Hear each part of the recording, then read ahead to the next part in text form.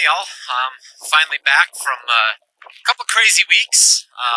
Got back last night on Sunday night after traveling back home after the race. Thankfully, the travels home were uneventful, unlike the travels there. Got home and was instantly greeted by a very hyper dog, despite the fact that it was 12:30 at night. So this morning I'm taking him out for a bit of a long adventure, getting him some exercise so we can sleep tonight. Tired dogs are good dogs. But yeah, so thought I would talk a little bit about the race at Haines City 70.3 and then the kind of crazy week that I had leading into the event. Definitely wasn't ideal to bridge between Galveston 70.3 and Haines City 70.3. I usually don't mind racing back-to-back weekends. I kind of like that for 70.3, but this one was a little bit more, had some friction built into it, just with having to fly back home after Galveston and then fly back to Florida late with all else I had going on in the week. I did get the second vaccine on Wednesday, so I didn't know exactly how the body would respond for that, or if I would be ready to race. And so I was a little bit late in making some of the travel arrangements, and that kind of bit me in the butt. First of all, there's this rental car shortage, and I didn't for an instant think in the land of Disney World that it would be possible to not have a rental car, but I didn't try to make a rental car reservation until Thursday night and realized there was absolutely nothing remaining. And so the car that I got was a bit obnoxious for a rental. Definitely isn't my style by any means. So I was rolling around in a Ford Raptor, which was interesting, a little bit bigger than what I'm used to driving, a little bit more expensive as well. So that added a little bit of stress.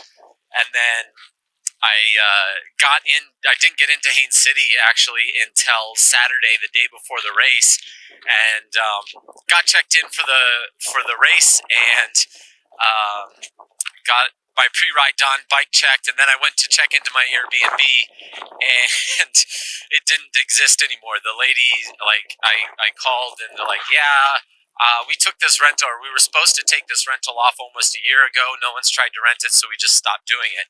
And so I had no place to stay. So I was scrambling and found the only place available was about 25 miles away, or the closest place available was about 25 miles away, and it was special. We'll leave it at that. It was a motel, definitely not a hotel, but that's all right. I've stayed in worse. So there was some stress just with the travel. I actually responded pretty well to the second shot. The only negative side effect that I had was I couldn't turn my head to the left at all. All the way up, my neck was just frozen, and any movement that I would do would just send a jolt through my entire body. So that made swimming a little bit awkward, getting into aero position a little bit awkward. It got a little bit better as the week went on, but unfortunately, I still really wasn't able to breathe to both sides. I usually 3-stroke breathe when I'm racing. After the first 500 meters or so, when things settle down a little bit, and I definitely couldn't do that, so I just had to adopt a 2-4 pattern and just breathe to the other side, and so that was no huge deal. Was able to deal with that fine, considering what a lot of the other people have had to deal with after the second shot. I consider that to be a fairly benign reaction, so I was happy with that. And then I landed in Orlando before traveling to Haines City, pulled open my bike to build the bike bag up, and my Di2 cable was severed. That one that goes to the battery when I take the seat post out to travel, I always tape the Di2 cable to the top tube to make sure that it doesn't fall in, and I spend spending hours trying to fish the cable out so I can plug it in before I build the bike back up. And lovely TSA, when they checked my bike out, must have not repacked it the same way I did. So lesson learned there. Don't do that anymore. Maybe tape a pad over it or something. But anyways, so that was definitely a scramble because, it's Saturday morning, the day before a race, and I'm in Orlando. Still have to drive to Haines City, and I don't have a bike that will shift. So I just went to Home Depot, bought a wire cutters and stripped the wires back, spliced it together, patched it up with electrical tape, and prayed that it held for 56 miles. And thankfully, we were able to get through the race with it. So a bunch of stressful events leading up to the race, kind of a comedy of errors. I was pretty frustrated about it by the midday on Saturday. It was, but I just got to the point where I'm like, you know what, just focus on what's going right, not what's going wrong. And, I was fairly healthy overall, had some back issues in Galveston, and unfortunately that didn't resolve itself during the week. It got a little bit better, but it still was bothering me quite a bit. My legs felt great, and I was going to be on the start line healthy, and so that's always something to be celebrated. So anyways, got to race morning, all good, and was able to get off. There was no swim warm up, so got a warm up in and just running, and then got to the start line, got off the swim start. I probably had one of the better starts that I've ever had. I was sitting 4th or 5th overall. When I can see the lead kayaker that's about 500 meters in, that's usually a good sign. And I was right with the lead group there. And the swim is a little bit of an interesting shape. It's an M, and so there's a lot more turns than in a normal race. Hey, buddy.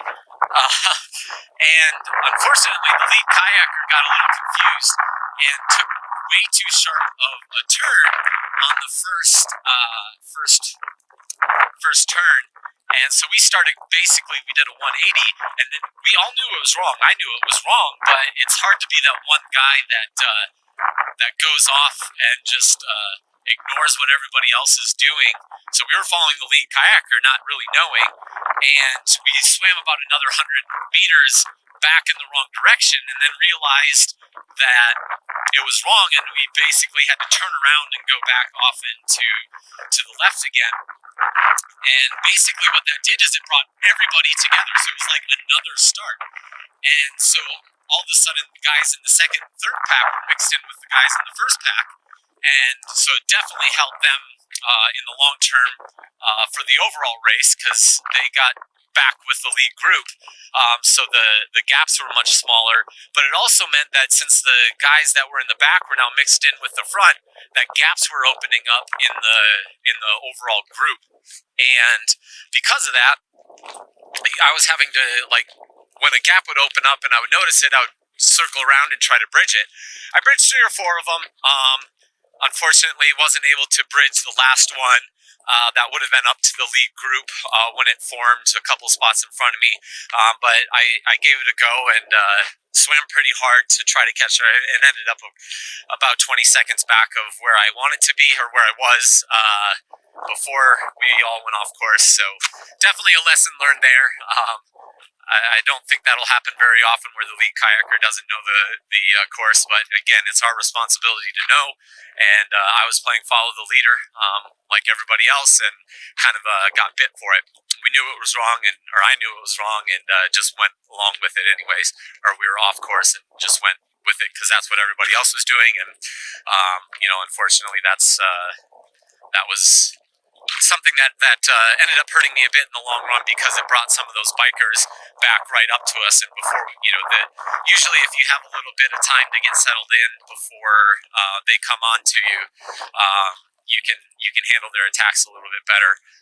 But they were there right away, and so wasn't going to be the case on the day.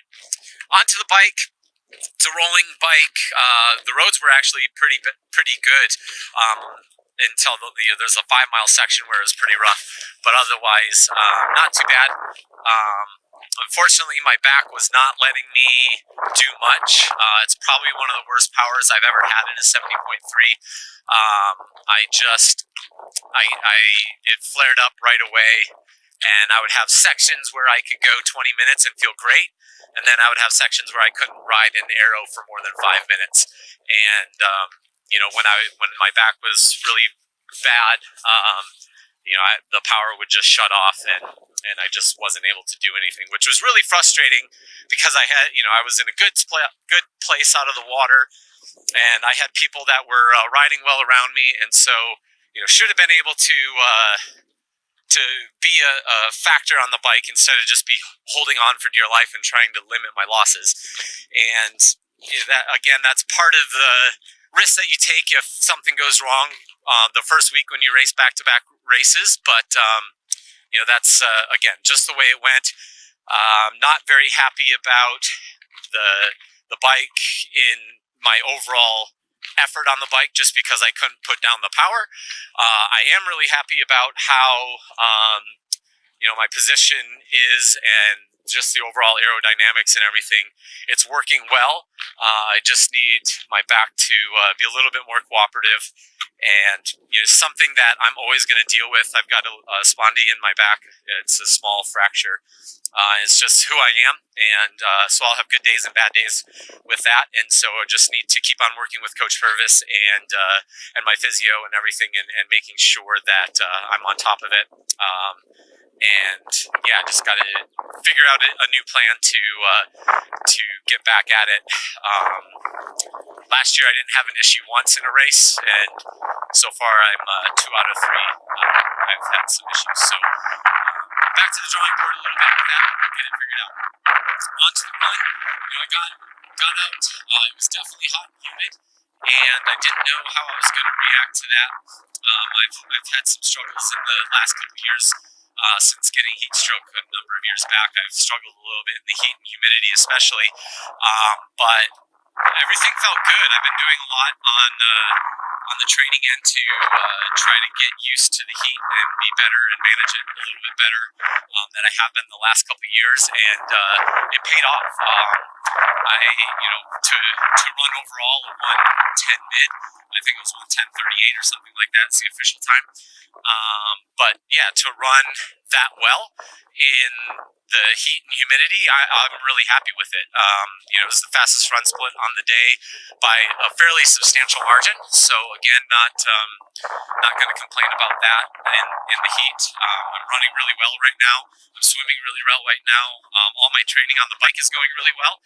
It's just have to figure out the back issues and get on top of that. And overall, I'm in a great place. And so it's just figuring out a couple of things and moving on from there. So overall, I'm off next to St. George 70.3 in a couple of weeks, as long as I can get my back issues sorted. We'll be out there ready to race. I'm excited to get a preview of what the 70.3 Worlds course is going to be, and I've never raced there. Everybody and their mom is on the course. I've heard there's well over 100 pros on the start list already and counting, so it'll be it'll be the first World Championships of 2. But yeah, I'm excited to give that a go. Overall, happy with how the race went. Bart had a great day, huge congrats to him on the win. It's one that I'll look back on at the end of the season and feel like it's one that got away from me, just because I definitely had the fitness to put myself in contention for the win. Just couldn't execute on the bike to give myself a chance. When I think I got off the bike almost 6 minutes down from those guys up front, who just biked harder than I did, unfortunately. And that's just too much too much to give with how competitive these fields are. I did what I could and was able to climb up onto the podium and find the second place. I didn't pop into third until just under a mile to go. I caught Andy, we've raced very competitively the last number of races.